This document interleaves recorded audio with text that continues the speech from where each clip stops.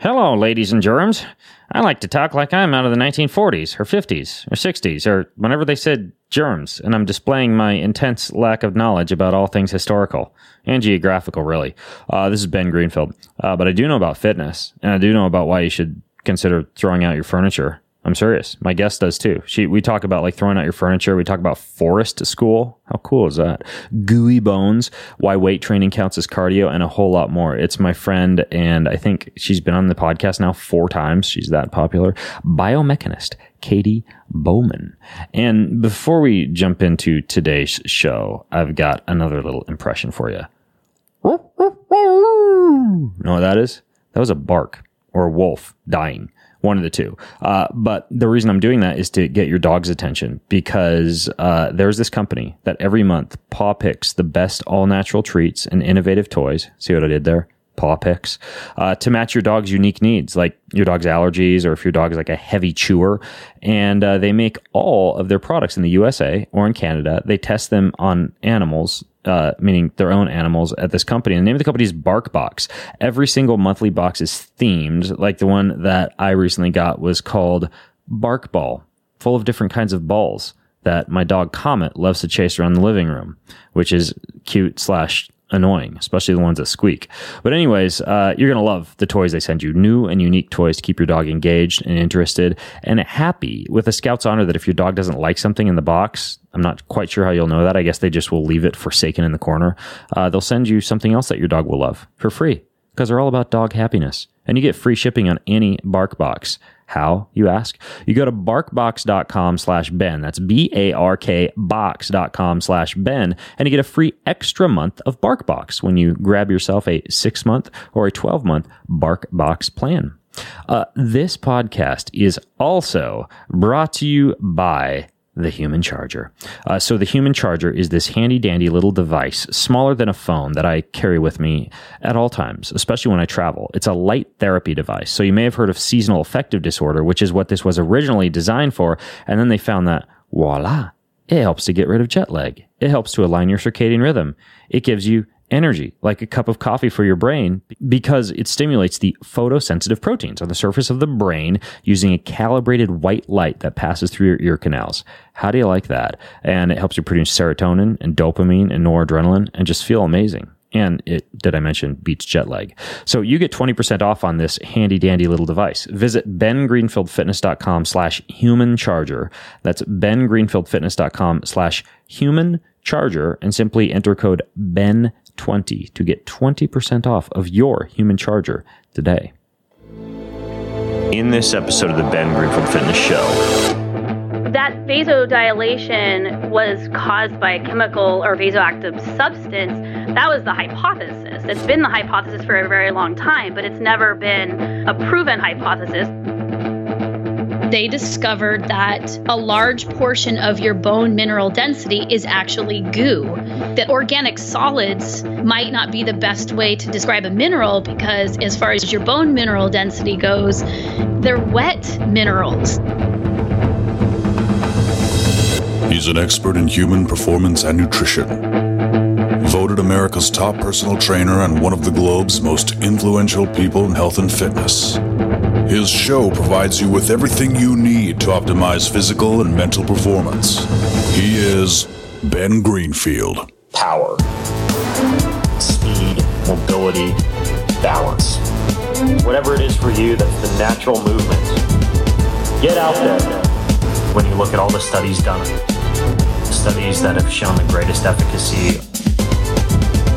All the information you need in one place, right here, right now, on the Ben Greenfield Fitness Podcast.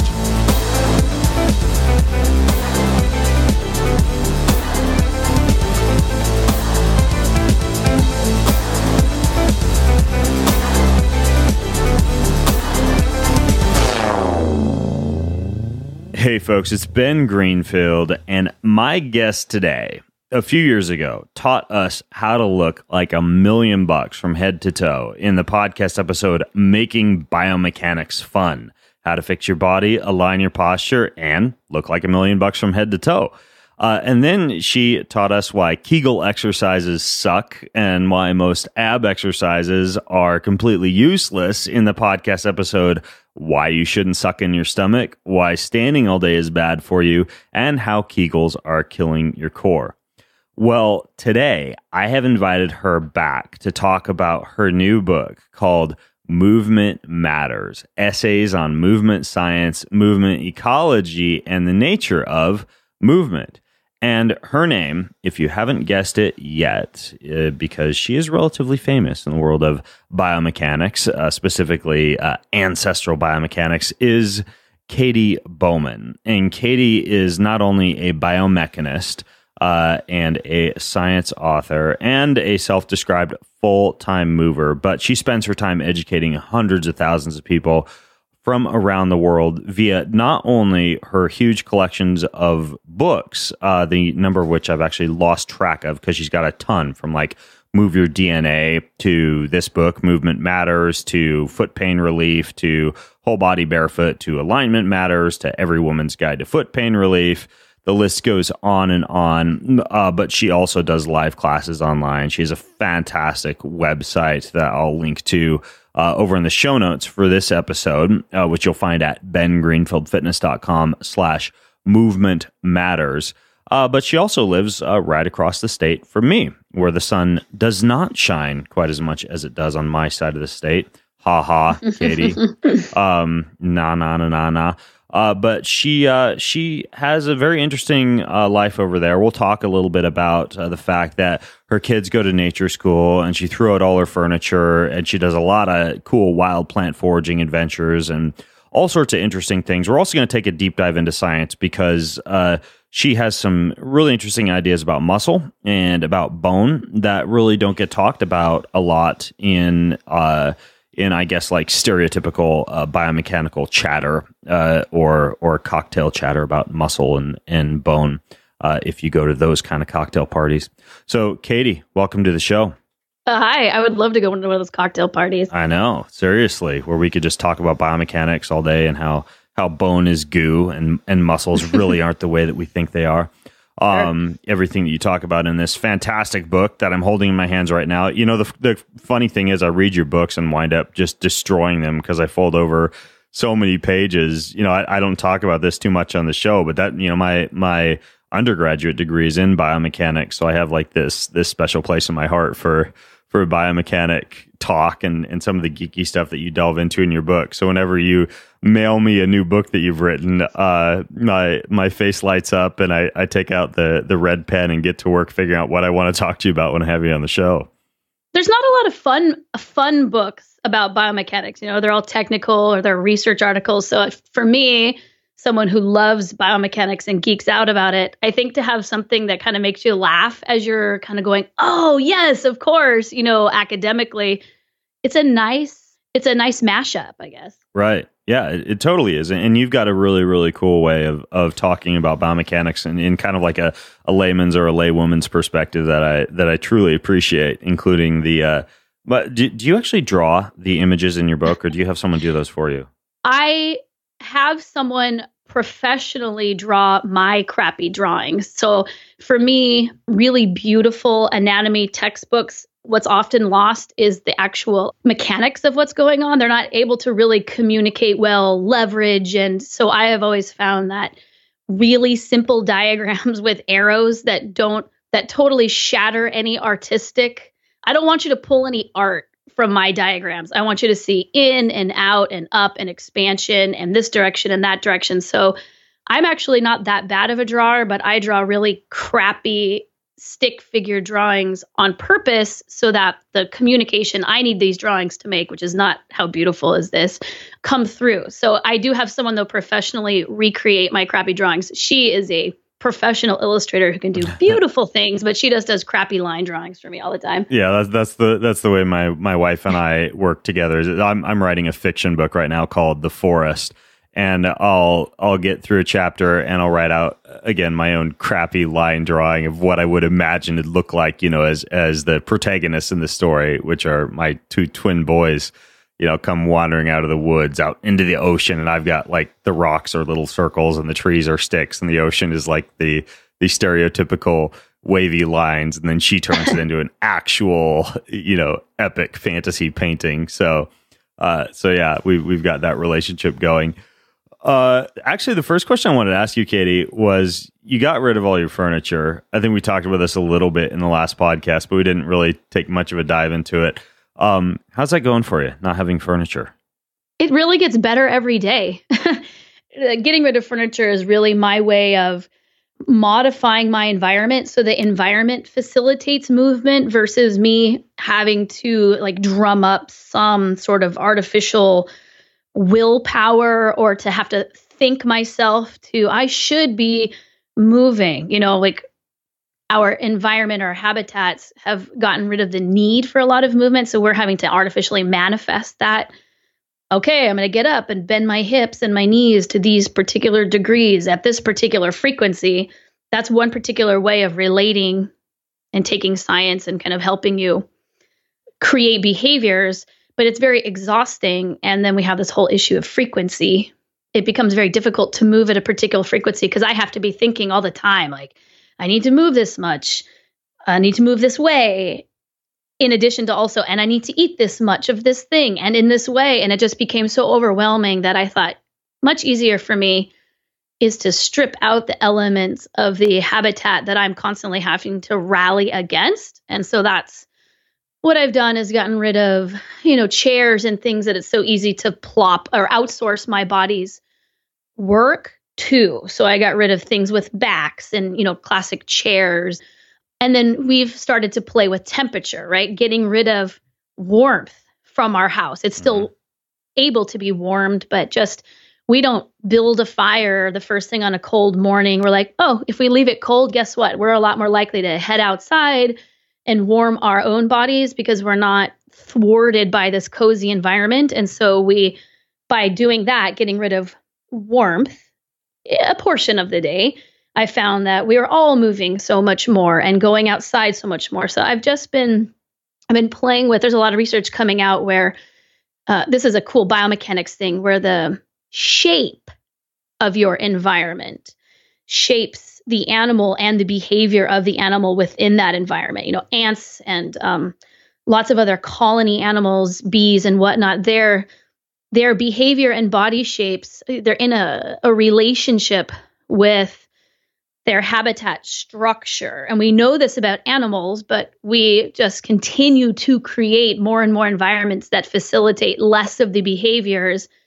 that we really know we need. And then we're constantly rewarded with that shaping towards comfort with a body that's more suited for comfort and less for taking action in various ways. So I was like, oh, okay. And once I understood that, then it becomes very easy for me to choose which elements I'm ready to let go and to what degree. So that's all like getting rid of my furniture was the first step of that acknowledgement that my environment is influencing me tremendously. And I'm just going to go ahead and do the work on the environmental end. From a biomechanical standpoint too, just the simple act of knowing how to get down and get up is more challenging than I think a lot of people realize. For example, I teach these special movement classes when I'll go to a conference or, not just a health and fitness event, but I'll go speak at these different business events. And sometimes they'll have me do like morning movement sessions.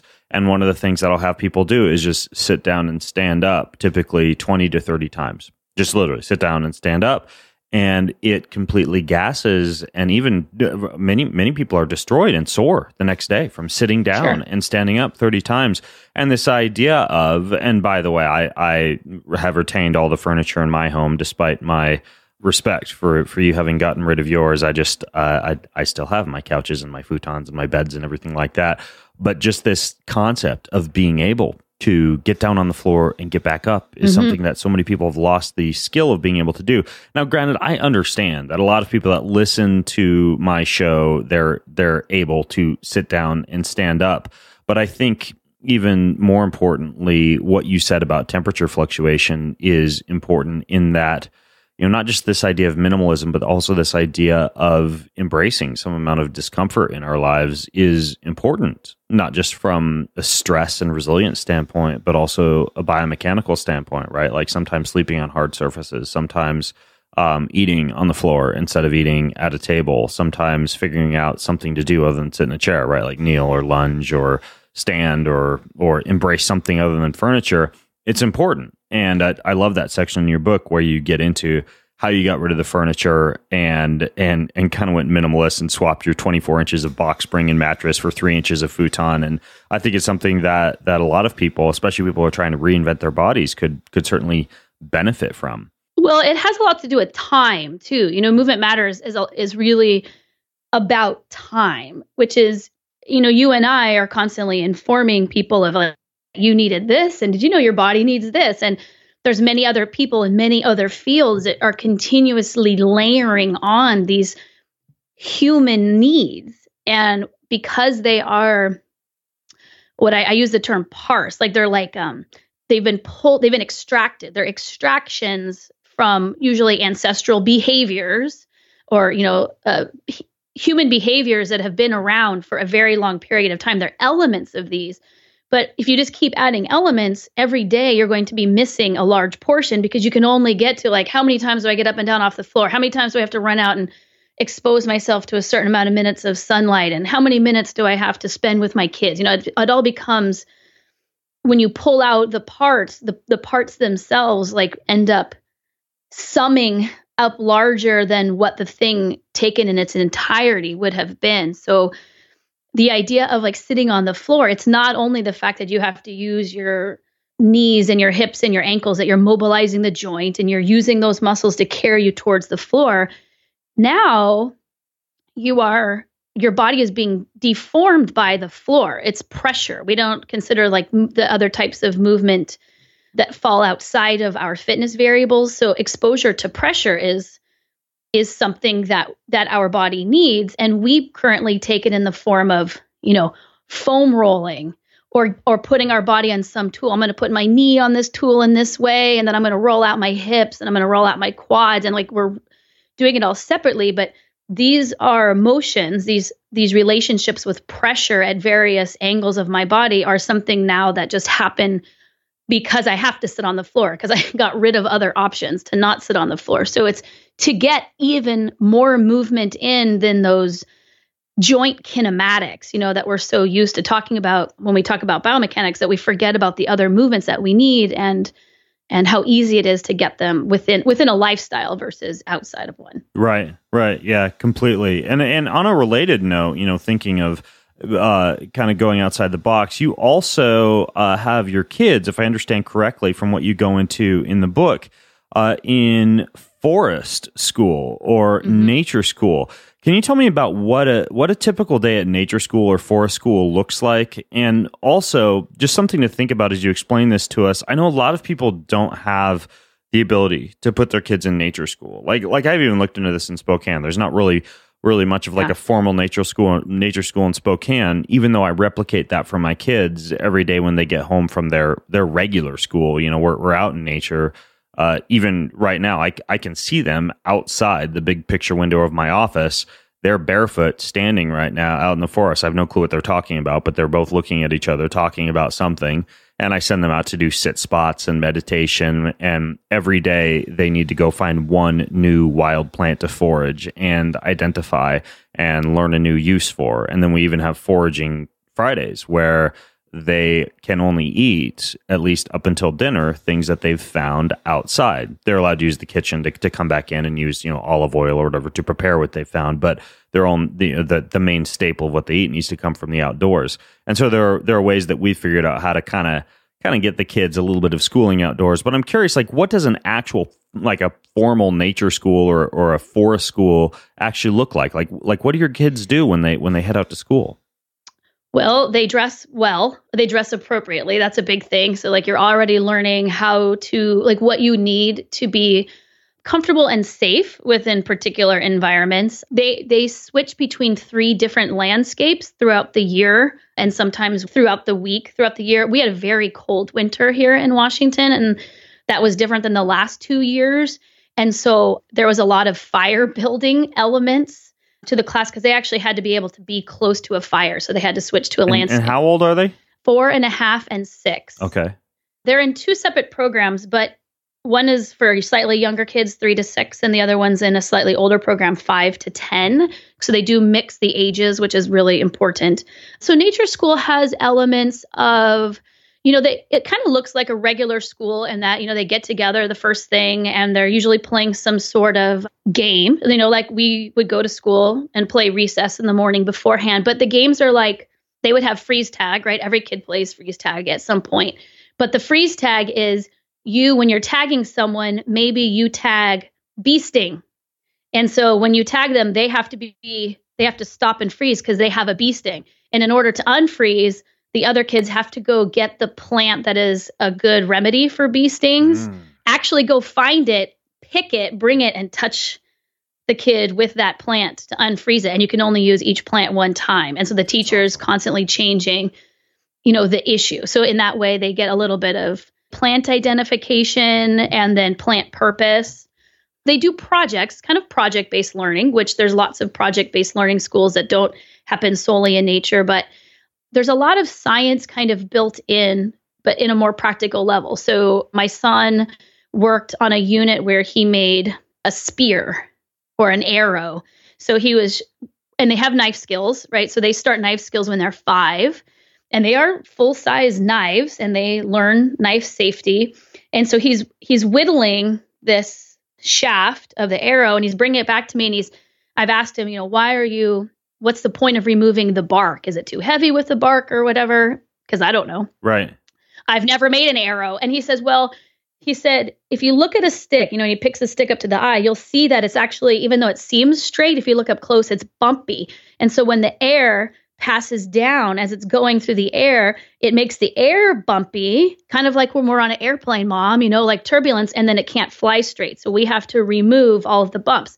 So for this biomechanics mother, he's explaining aerodynamics to me.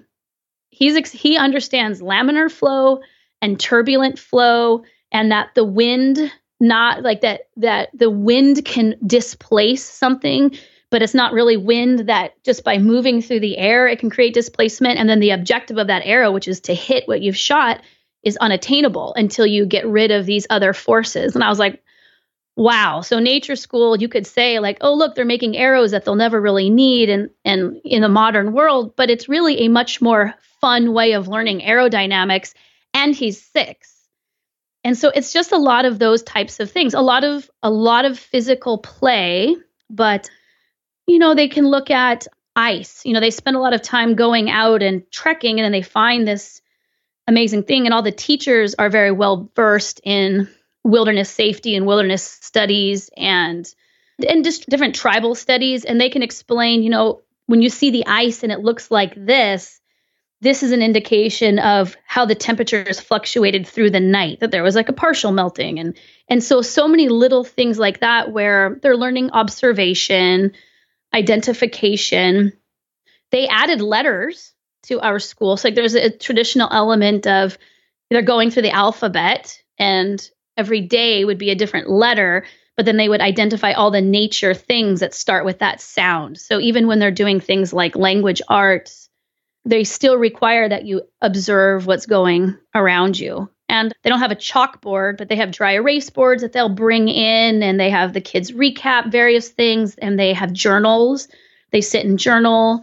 They make notes or drawings of various animals. Sometimes they do things like they found a dead bald eagle and a dead owl this year, and they were able to be with it. They were actually able to move its wings and learn that the height of an owl's ears are staggered. And then why that is. And again, now you're back to... You weren't afraid they were going to get some horrible avian virus and you didn't rush to rescue them from the dead bald eagle or the dead owl? No. You're a horrible parent.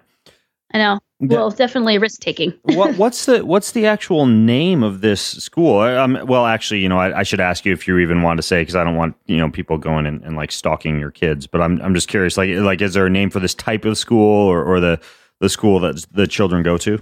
if you wanted to go see an example of it, Olympic Nature Experience is the nonprofit. Is it a company? I don't know. It's a school, but they have various schools. So they, and for those people who are listening going, there's no way my kids can go to a nature school. A lot of nature organizations offer summer programs, after school programs, before school programs, camps. There's a lot of different ways to get into, or even weekend workshops. Like our school or this organization, they offer adult foraging classes, family foraging classes that are just a Saturday afternoon. So I list that in the back of Movement Matters, which is like, if you're going, oh my gosh, I would love to do this, it's not feasible.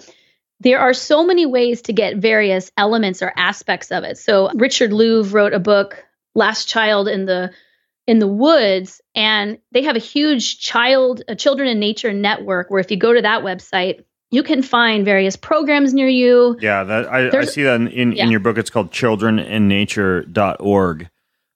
Here in Spokane, Washington, it's Twin Eagles Wilderness Adventures, where my kids go in the summers. They go do wilderness school there, and they even have like a father-son immersion experience where we just all go out into the wilderness for several days, and it's really cool because they're like the fathers get together. And we do, for example, traditional Native American ceremonies like the sweat lodge inside the teepee, and we do different scouting adventures with the kids, and it all culminates with us needing to go on almost like a nighttime vision quest with our kids, where they just send us off into the forest, and we got to go out and survive and build our own shelter, and we don't have any food. They just send us out with a knife and a bow, fire making kit, and we go and we bond with our children by surviving out in the forest for the evening.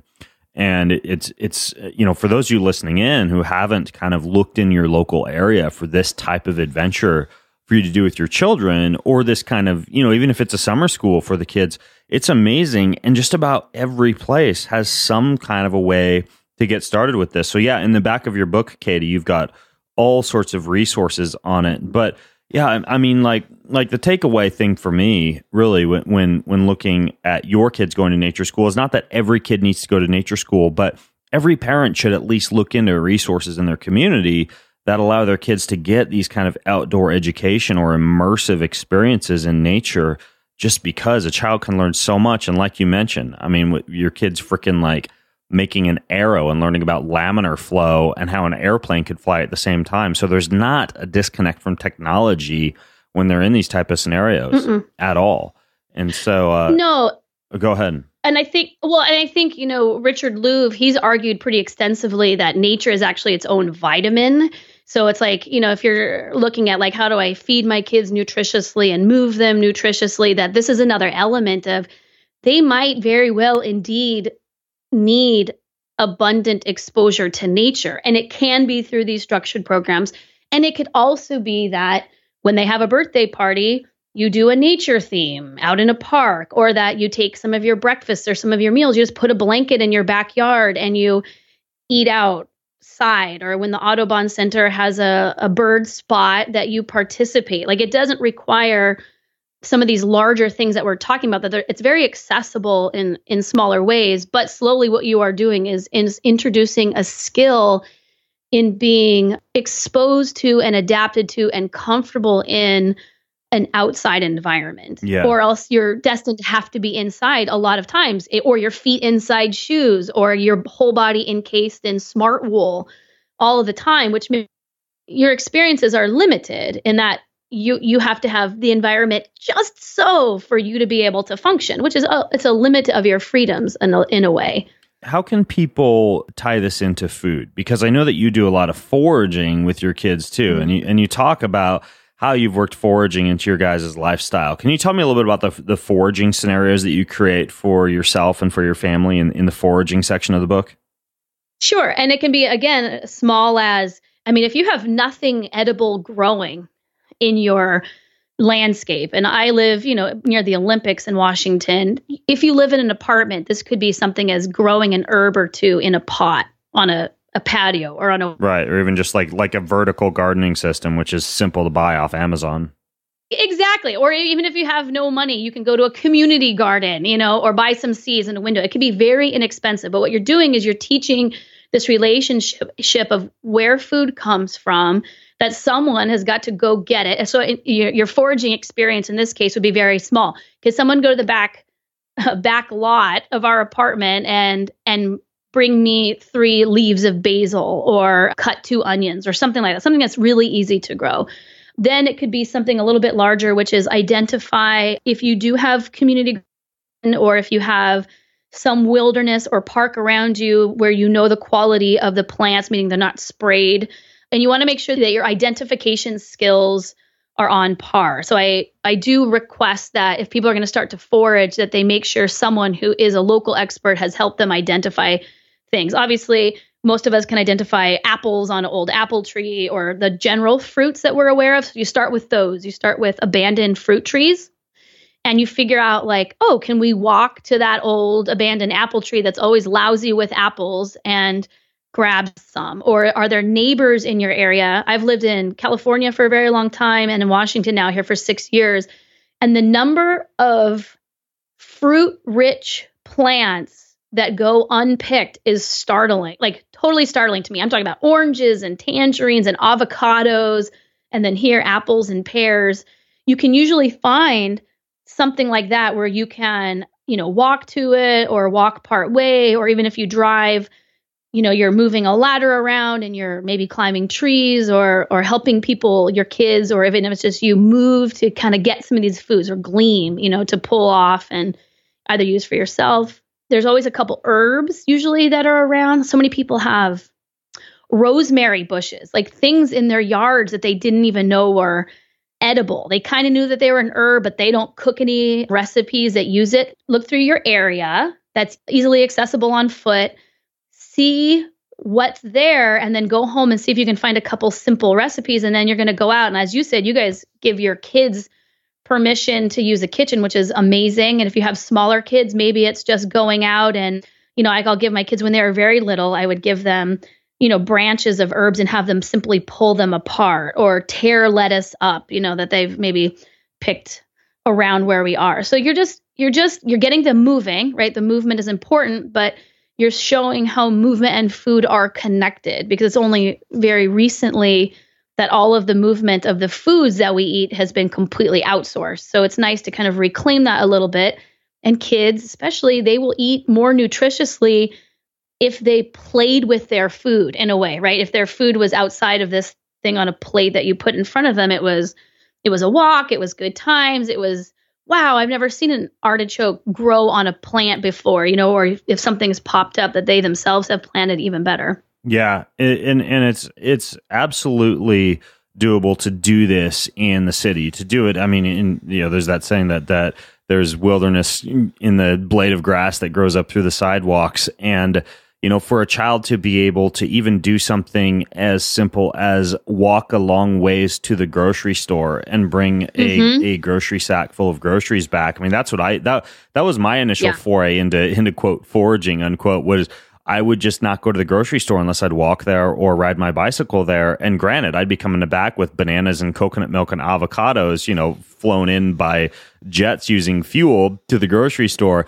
But it was still like some form of foraging, and having your children do things like that can be extremely useful, and just teaching them about the fact that food doesn't just show up for free, and that you really do have to figure out a way to go out and find it in a truly ancestral scenario. So your section about foraging in the book is fascinating, and I really like what you're doing with your children in that respect as well. But I also don't want to give people the impression that the whole book is just about kids in nature school and foraging and getting rid of your furniture, because you also, of course, have biomechanics and muscle and bone in there. And I want to talk about that a little bit too, if you're game. Sure. Okay, cool. So you have a section in the book where you talk about how if you could update your old pop-up book on muscle from the 80s, there are some definite changes that you would make, particularly with relation to the way that muscles contract and the things that you've discovered in your own research and reading about how muscles move a little bit differently than the way that we've been led to believe. That stereotypical sarcomere type of scenario where, the muscles slide on each other and the fibers move and the overall length of the muscle is shortened. But it turns out there's a little bit more to muscle than that. Can you go into this idea of the expanding radial motion of muscle? Yeah, and I think that, books are so limiting. We learn anatomy from books. Certainly if you study at the university level, the bulk of your exposure is either in book pictures, or if you do work with cadavers, as we did, they're not living, right? So they're not actually, you're not grasping full moving muscle. So in this picture that I used in that essay, and if you open up any anatomy or physiology textbook, you're likely to find the same picture, which is you are given a two-dimensional picture of a sarcomere, right? It's just there's the same picture that's used over and over again, and the sarcomere is getting shorter and it's getting longer based on if the muscle is getting shorter or getting longer, and that's happening. But the sarcomere itself is a tube, and shorter and longer isn't only the motions that are happening. That when something is getting shorter, it's also it's expanding and radially. It's getting thicker, and you can experience that yourself. If you wrap your hand around your bicep and then flex it, you'll feel, your muscle pop beneath your finger. So it's clearly not only getting shorter or longer. I mean, we have the experience of it, the observation of it, but it's this idea that the force production is also being affected by this expansion. That's kind of the new understanding, because when you are constantly bombarded with that same two-dimensional picture, you tend to start thinking about how muscle works two-dimensionally, right? That the resistance to motion is in this single plane. It's on this like a line or thread going through a sarcomere rather than it happening in other planes as well. So it was just me saying, for there's a ton of anatomy nerds out there, right? There's a ton of people who study anatomy and study movement. But again, the imagery that we're given, this is another shout out for my crappy drawings. When you see that same picture over and over again, and it doesn't really explain the forces, we've kind of ended up with a force-free understanding of movement. Like so much of our movement relates more to chemistry than the mechanics, because the physics can be a little bit more challenging, and they're very hard to depict two-dimensionally. So I just like to throw that in for all the people out there studying movement to go, no, some of the force that's being produced is coming from this radial expansion as well, which it's kind of like of course, once you see it, but if no one's ever talked about it before, it's not really in your model of muscular force generation.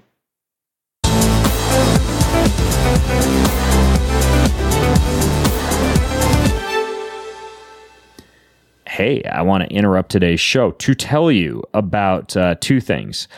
First, I mentioned in the last episode that my children made waffles for their Go Greenfields podcast, the new food podcast that they have. High protein, low carbohydrate, chocolatey vanilla waffles. For the topping for those waffles, they made an amazing fruity yogurt dressing that they describe in that episode. But for that, they use the same pre-workout booster, the same pre-sex beverage, and the same all-day long energy powder that I personally have sitting around my pantry that I suck on when I need a little pick-me-up or a little boost of blood flow anywhere in the body. It's called Red Juice. The folks at Organifi packed this Red Juice with pretty much anything that you need to boost blood flow to your body, along with some things that help you to balance hormones like adaptogenic herbs and mushrooms. And it's got a sweet, fruity flavor, but almost no sugar in it, thanks to the fact that they sweetened it with monk fruit. So you get this nootropic-like effect without any smart drugs. Helps to kind of flush your body of free radicals too, because it's super dense in antioxidants. That one's called Red Juice. The red juice, the green juice, the protein powder my kids use to make the waffles, any of that. You get a 20% discount on. Just go to bengreenfieldfitness.com/Organifi. That's Organifi with an I, and you can use discount code REDBEN for 20% off the red juice, or discount code BEN for 20% off of anything else. So enjoy that. bengreenfieldfitness.com/Organifi. This podcast is also brought to you by Health Gains. Health Gains is an amazing anti-aging institute in Aventura, Florida, South Florida. Now, I go down there a few times a year, and they make me young. They particularly do work on my crotch to turn me into a crotch machine. They enhance your nether regions with like shots and sound wave therapy and all sorts of drug-free, surgery-free, pain-free sexual wellness treatments. But they also do a lot of anti-aging treatments. And the guy who runs it, Dr. Richard Gaines, amazing Harvard-trained pioneer in the use of hormone replacement therapy. You get $250 off of seeing the same anti-aging doc that I personally see.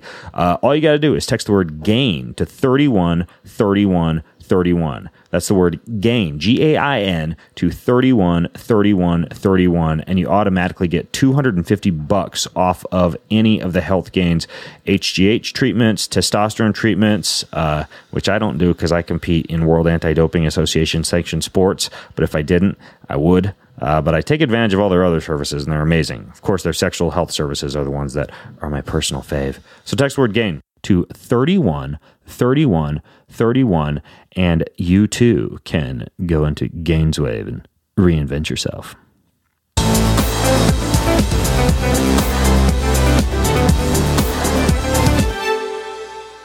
And in many cases, for example, when we talk about vasculature and vasodilation of muscle, nitric oxide is one big thing that comes up, right? Like Viagra for your entire body, this gas that causes vasodilation in vessels. And you talk about, when you discuss how it could be biomechanical as well as biochemical, how blood flow to working muscles can be triggered by something aside from just vasoactive substances signaling the arterioles inside the muscle to vasodilate, and that instead there could be a mechanical trigger for the actual vasculature to open up. And I think this is fascinating. Basically, the way that you lay it out is that when a muscle contracts, and correct me if I'm misunderstanding here, but basically like the forearm, for example, when you contract your forearm muscles, that the arteries in the forearm get compressed and deformed, and that's actually moving blood flow. That's vasodilating and also compressing vasculature and causing blood flow in a way that's very similar to something like nitric oxide. And so it turns out that there's like this biomechanical component of blood flow. Well, that vasodilation was caused by a chemical or vasoactive substance. That was the hypothesis. It's been the hypothesis for a very long time, but it's never been a proven hypothesis. It was just the working hypothesis. And they've then, it's kind of like there's a lot of lingering in sciences oftentimes, because you can't ask all the questions all the time. And it takes a really long time, 30 or 40 years to conduct the number of various experiments. So that's just it's what we learned in kinesiology. It's what you learn in fitness is like, here's why arteries vasodilate, but it hasn't really held up to testing very well. And that's because at the onset of exercise, that vasodilation is so quick, it happens faster than it takes to produce or release the vasoactive substance. So thus, there's got to be some other trigger that precedes the chemistry that you can then measure at a slightly later time. So that's when, and so again, we talked about, we've had force-free sciences, anatomical sciences, biological sciences for hundreds of years. Forces are only recently being added back in because you can't see forces.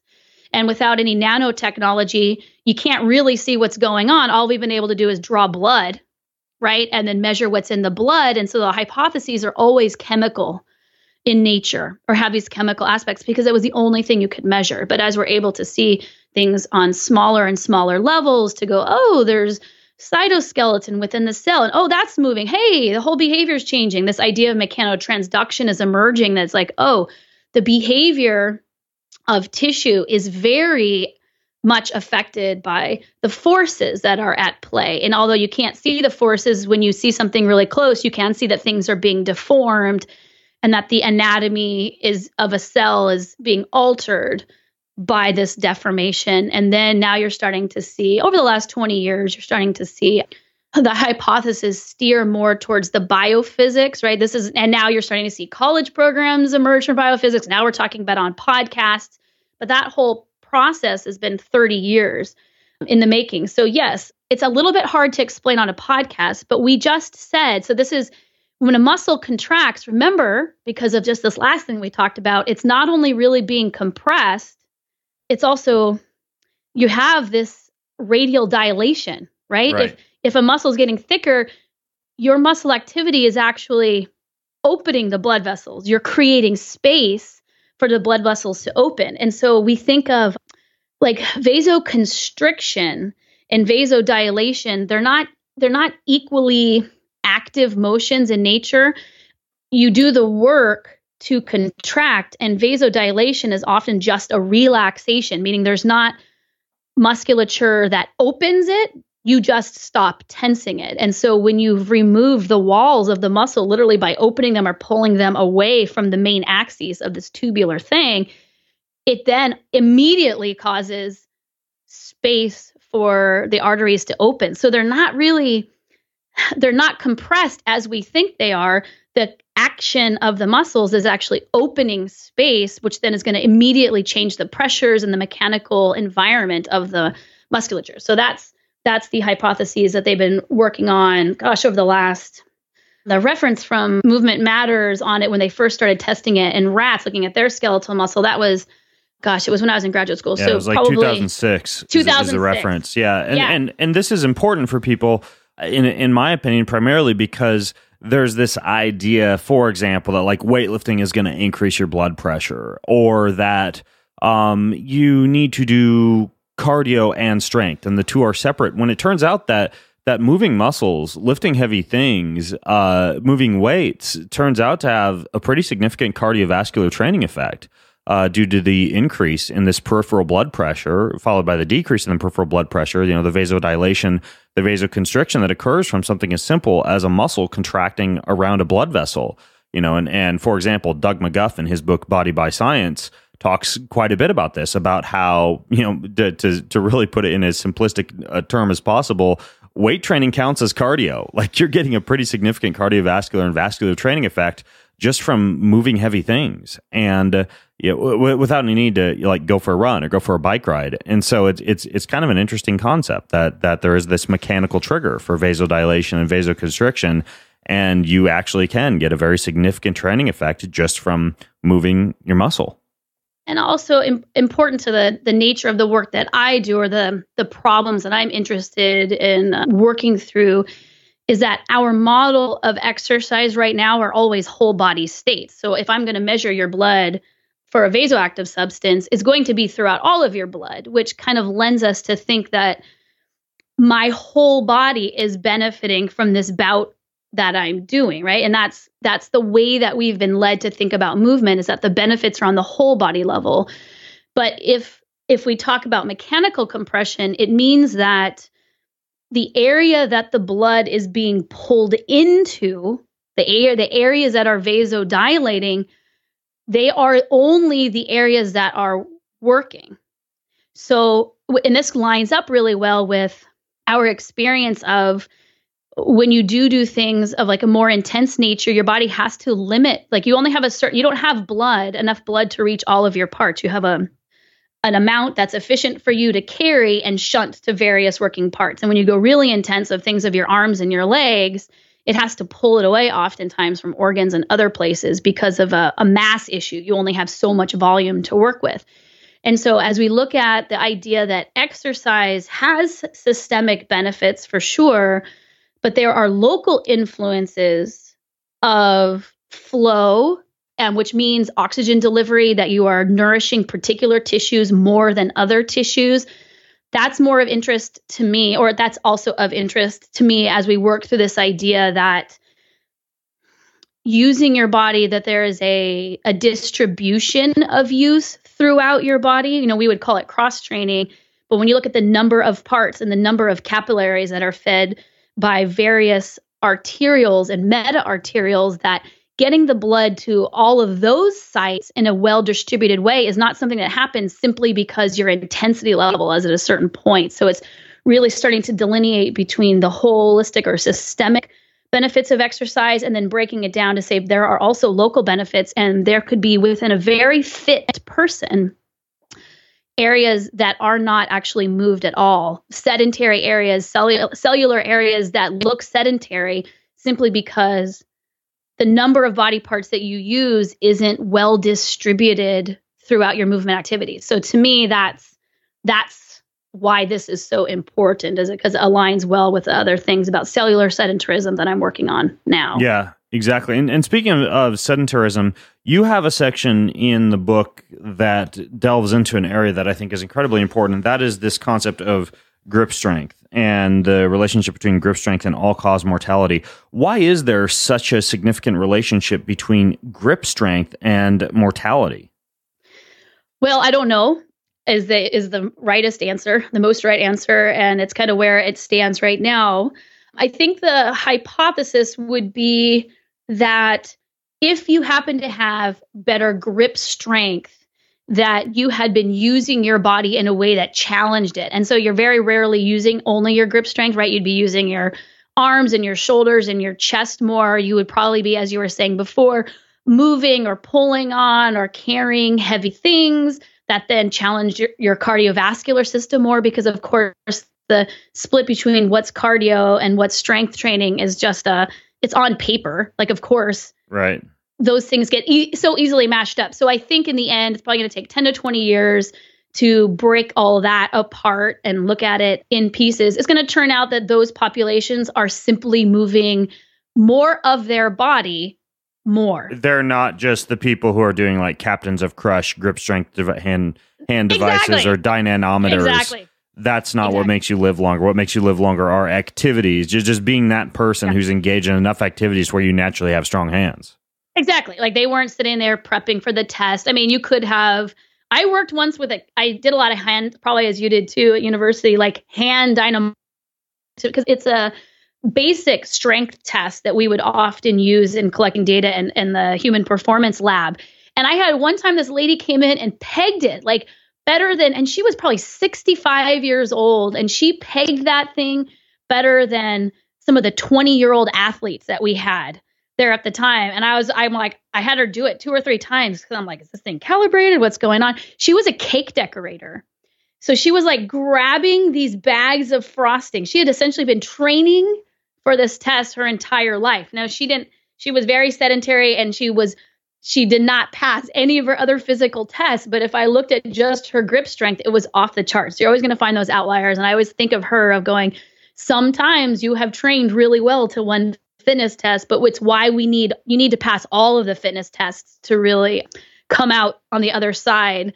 Yeah. Now, granted, like my takeaway from the type of research that you discuss in the book when it comes to grip strengthening is this concept that if I'm doing a workout or I'm engaged in some kind of activity, I try to make it challenge my hands. I try and go out of my way to work with my hands. For example, when we go down and we get our alfalfa bales or our hay bales for the goats or for the chickens, for the bedding in the barn, when I'm transferring those from the pickup truck down into the barn, I don't use a wheelbarrow. I actually try and make things somewhat biomechanically inefficient just so I get some of that crossover effect from having worked my body. And I figure out a way to kind of like grab the string in the middle of the bales and carry them that way rather than push them in a wheelbarrow, or rather than just kind of like hoist them up onto my shoulders. Or when I am, for example, at the gym and I'm loading up the plates onto the barbell,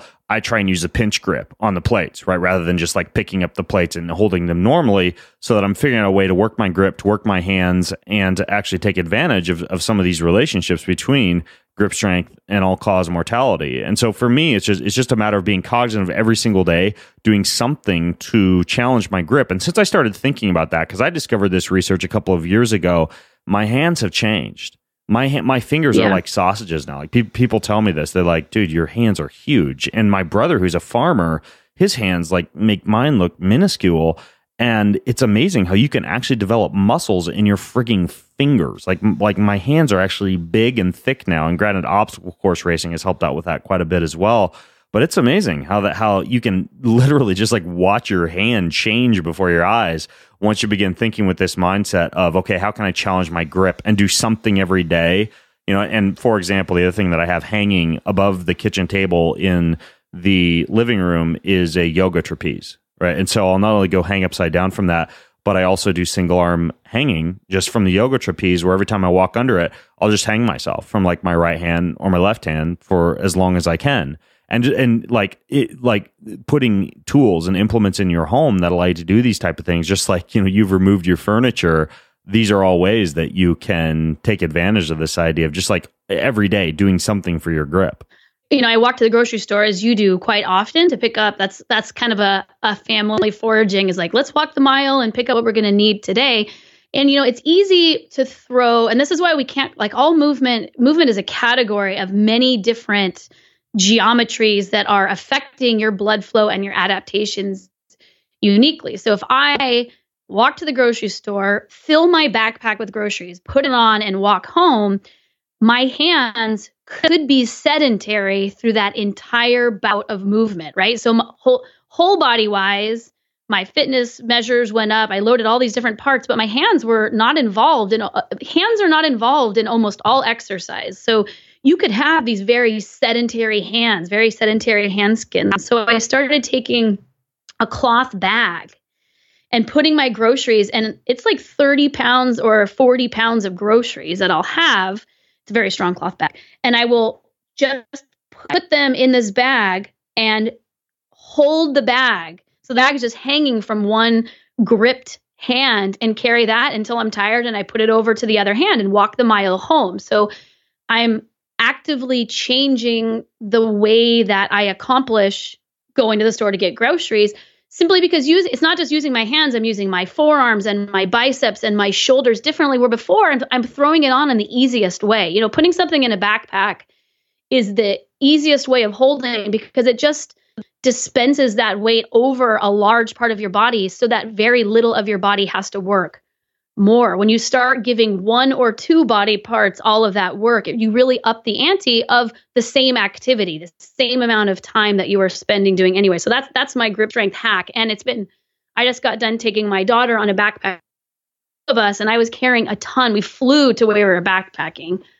and I was carrying a ton of stuff, and my hands were so strong. My forearms and my biceps could carry a very large amount of weight, and her through some of it, simply because I had been doing this grocery store training on a smaller scale, but the frequency was pretty high. So those little changes do make a difference. Yeah, that's something that I do when I'm going through the airport. I'll get a lot of people asking me why I'm not using like the roller bags, right, or these things that make things more biomechanically efficient. What I do is I wear one backpack, and I travel all over the world. I don't check any bags ever, but I wear one backpack. This big, like a high elite bag that carries a bunch of objects, like an insane number. It's one of those backpacks that expands. Just put your family in there. Right, exactly. But the other thing that I do is I have a book bag, and it's got a lot of books and a lot of computers and all sorts of things in it. But I clutch that. I carry it up against my body. I don't drape it over my shoulder the way that you would a messenger bag.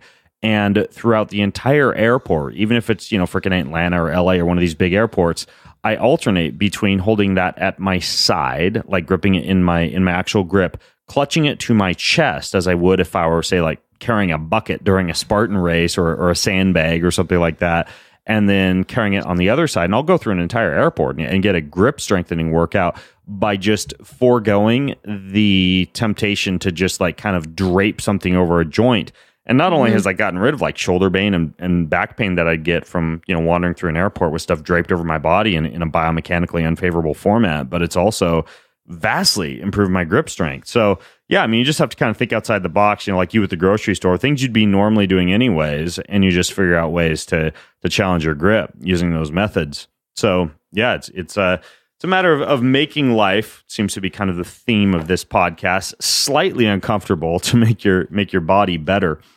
One thing I wanted to ask you about, Katy, was this concept of bone. And you talk about the bones being wet, the bones being like goo. Can you go into why you thought that was important to talk about in the book and what you mean by that?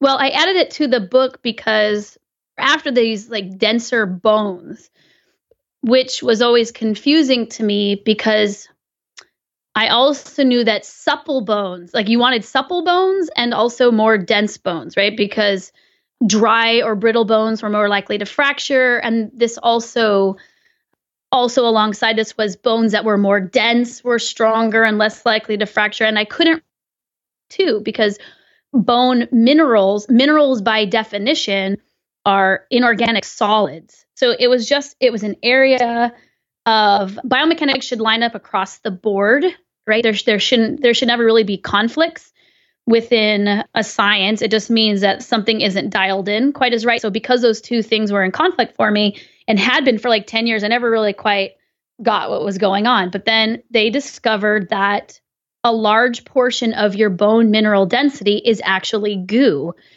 that we might need another definition of like that organic solids might not be the best way to describe a mineral, because as far as your bone mineral density goes, they're wet minerals. They are minerals that are packaged within goo. And so once that discovery was made, then those two pieces of contradictory information were able to not be in contradiction anymore. So it was just this idea like, okay, so I included it because it's very important, I think, for people to understand how dynamic science is. That, a lot of the things, if you're at that cocktail party and you're like really passionate about this thing and someone else is like, well, what about this thing? And you're kind of arguing over the thing, that sometimes it could be there's just not one, that there's another piece of data that's not known yet that will make those two things align quite nicely. So there's just a lot of argument in general over a lot of things. So it's my way of going, we probably need less argument and more just discovery over time, and then things will start falling into place. And so just as I wanted people to understand that muscle is also expanding radially, and that the onset of vasodilation is linked to that radial motion, and thus making it easier to understand why it's mechanical in nature. If we talk a lot about bone health, it's nice to recognize that you don't want bones to be hard per se. You want them to be dense and also supple. And so it was just to me, a cool tidbit that I think people who are interested in movement and health would be find exciting. Or maybe it's just me. I just found it super exciting. No, I think it's interesting because the science that you cite from the University of Cambridge about how they discovered this shock-absorbing goo in bone highlights the fact that bone mineral itself, it's made up of goo. Like the citrate binds like these mineral crystals. And so what you find is that people who probably have a mineral deficient diet, not only would they have lower bone density, but they would have like harder bone. Right. Like the bones would be less pliable. The bones would be less gooey, even though we don't think of our bones in that way. So like one of the ways that you could stave off not low bone density, but I guess low amounts of this bone goo, of bone pliability, so to speak, would be like keeping yourself well hydrated with a mineral rich diet, like drinking extremely mineral rich water and going out of your way to like use lots of good rich salt on your food, or using like trace liquid minerals, and basically being cognizant of this fact that it's not just about loading the bone to increase bone density, but it's about actually introducing a wide range of minerals so you maintain this gooiness. Yeah, you need all of it. It takes the load to get the goo to the bone. But then if you have the load and none of the building blocks and none of the mineral or the extra fluid, I imagine, right? Those have to be manufactured by your body. Like anytime we want to adapt or change, you have to remember that your body has to make a new anatomy part. And so it not only needs an abundance of those foundational building blocks, it might also take other things that provide the energy to make that fabrication, right? You're making, quote, something out of nothing, although not really. So you have to really watch all input. Yeah. And it's very similar to, and this was one of the last things that I wanted to kind of dive into with you, this concept from, I believe the book that you cited is The Human Machine by George Bridgman, where you get into this fact that, you shouldn't only load your bone and, perhaps, eschew furniture at some times, but speaking of chewing or chewing, chew your food and not blend, not use meat tenderizers or graters or food processors or blenders or grinders or knives all the time, but actually force your freaking teeth and jaw and mouth to break down food all on its own. Can you get into the concept behind that and how you implement that in your life? Well, it's another sedentary area, right? Like you grew up in a culture. We all grow up in a culture where the work that our faces and our jaws used to do has been almost completely outsourced to machines that have milled or cooked or tenderized, blended our food down, where mastication, that physical process of converting, something that you put into your mouth into something that you will then ingest. Like we've gotten rid of all of that motion. We are so used to talking about movement as relating to fitness that we forget about the non-fitness benefits to movement. So I just got back from sitting on an Alzheimer's panel, a panel about movement and Alzheimer's. And they know that mastication, that act of chewing, is part of the way the brain receives blood flow. So you might want to think about a only smoothie diet, right? Because if you've eliminated the chewing, there is a purpose in that mastication, and it's blood flow, but it's also being able to continue to masticate. So you are keeping the bone density of the jaw and the muscles in the face really well developed. It's not only the jaw. Like if you put your hands on the side of your face and chew, you're going to feel around your temples move, right? Chewing is a very vigorous activity, but it doesn't fall under the fitness category for most people. They would have never thought of their face needing to work out. But if you have ever gone, there's a man at the Polynesian Traditional Center in Hawaii who does things like he tears a raw coconut open with his teeth. Something else to remember is that your teeth, holy cow, they were not only used. I can barely get a raw coconut open with a freaking machete. I know. And the guy's just like, he's peeling it off with his teeth. Like his jaw and his like beautiful, huge white smile, of just like all these teeth just nice in a row. And his face is just so buff, like his jaw muscles are huge, that we used to use our mouths as a tool. Like now it's like, oh, don't open that with your teeth. You break all your teeth off. But they used to be, you would tan leather, you would masticate large quantities of food. A lot of people would there's a lot of drinks, like traditional drinks, that are the mastication of these plants that is done over like an entire day, where everyone's like chewing and chewing and spitting and chewing and spitting into this big pot that's slowly being developed. I just got back making a purse out of buckskin, and I had to make a cord. I had to make my own string and my own rope, and I had to use my mouth as the third hand, right, to hold this piece as I'm twisting and weaving, because string is made out of twisted fibers that are then twisted around each other. So I have to make my own string in this course that I'm taking, and my jaw is completely tired because I'm not used to using it really for anything. And so we have this idea of a whole food diet, but I would counter to say it's only whole chemically. It's not whole mechanically. Thus, it's not whole. There's a whole other element of processed to our otherwise whole food diet when things are chopped with steel and blended using electricity or cooked to the point of just falling apart and softened. And there is a value, there's a need to use your jaw and your teeth and the muscles of your face in a way that keeps those tissues that are not only used for, but benefit from that motion, healthy. Yeah, and even for me, when I'll make my smoothie, I add things like coconut flakes and cacao nibs and all sorts of chewables on top of it, and then blend it thick enough to eat with a spoon. So I actually chew my smoothie. What's the saying go? You should chew your liquids and drink your solids, something like that.